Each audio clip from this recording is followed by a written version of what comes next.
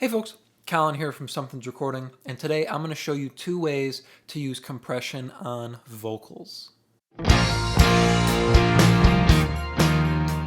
We're going to be looking at vocal compression today, but before we dive in, if you're ready to take your vocal mixes to the next level and really start dialing in your EQ strategy, then I have just the thing for you. It is my ultimate guide to vocal EQ, and it's a simple PDF that will walk you through how to EQ your vocal step by step to get you polished and professional sounding vocal mixes without any more guesswork and without any more of the hassle. It is a completely free guide, and you can download it below using the link in the video description. Now let's jump in here and start talking about compression. We're going to be going over two different ways of compression today. The first one I'm going to show you is the way I usually err towards these days, or the way I lean these days, which is using this 1176 or the FET comp inside of Studio One. It's their 1176 emulation. The other way we're going to talk about in a few minutes is using a stock compressor inside your DAW to shape your vocal and to get it to sit properly inside of your mix. So first way here, we're going to be looking at this 1176 emulation or the FET comp, but let me play you what the vocal sounds like inside the mix as it is. So here's our finished mix, our finished vocal inside the track.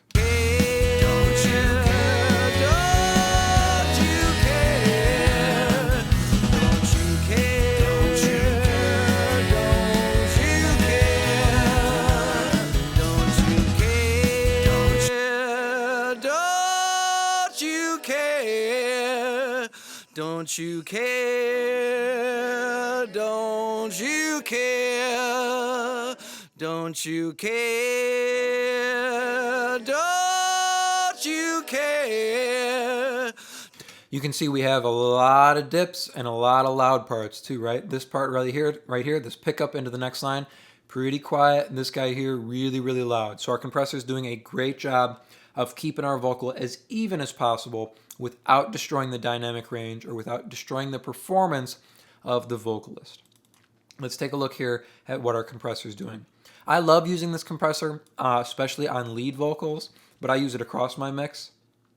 Here on the lead vocal, we're going 4:1, so the gentlest setting on this compressor can get pretty aggressive pretty fast. 4:1 ratio here, fastest release, so we're at 50 millisecond release, and then medium slower attack for this compressor, but it's still pretty fast. You can see we're at 0.55 milliseconds, so we're under a millisecond. Everywhere on this compressor is under 1 millisecond on the attack, so it's a very fast attack, but we're erring on the slower side of the options they give us. Input and output, we're just pushing into this compressor, so this loudest part here, we're doing about 7 to 10 dB of compression on this louder peak right here. And then you set your output gain to where it's about equal on the output. So you want this loud note here to be about the same level in and out of the compressor. These other sections here, so this really quiet part is going to come up significantly in volume in and out of the compressor to match the volume better here. Again, we're not destroying the dynamic range of our performance. We're just evening out the volume so our vocal stays out front and it sits a little bit better inside the mix. Let me hit play here on this vocal and you can see what we're doing with this compressor. Care, don't you care? Don't you care? Don't you care? Don't you care? Don't you care? You can see the compressor is tailored to each line of the vocal. This part right here, we're barely doing any compression, maybe just touching the needle there. This part here, this loud note, we're doing about 10 dB of compression on the vocal. And then you can see some of these softer lines here, we're somewhere around -3 to -5 dB of compression. This note here, we dip up to 7 dB of compression, right? So each line of this vocal is getting its own character from this compressor to even out the performance overall without destroying our dynamic range. We're not squashing a really quiet line just so our vocals one solid piece all the way through. We don't want that. That gets rid of, or that ruins the performance of the vocalist. You still want their personality. You still want their character. We're using this compressor to enhance that while balancing out their performance. One more time, watch our needle here. Watch it on the quieter lines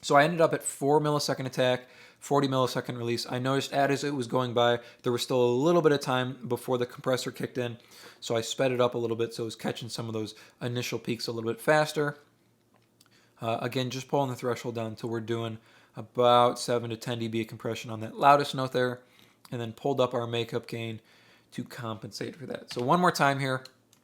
Let me undisable this other compressor here, and we will go between them. So we'll start with this guy, and then I'll kick it off, and we'll pull in our other compressor here. Don't you care? Don't you care? Don't you care? Don't you care? Don't you care? Don't you care? Don't you care? Don't you care?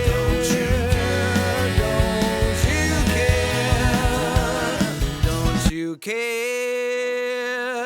Don't you care? Don't you care? Don't you care? Don't you care?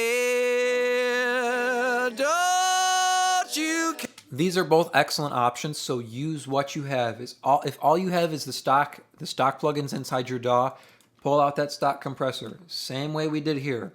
Start maybe 7 millisecond attack, 40 millisecond release. It's a good starting point, 4:1 ratio. Just pull it down until you're getting that 7 to 10 dB compression range.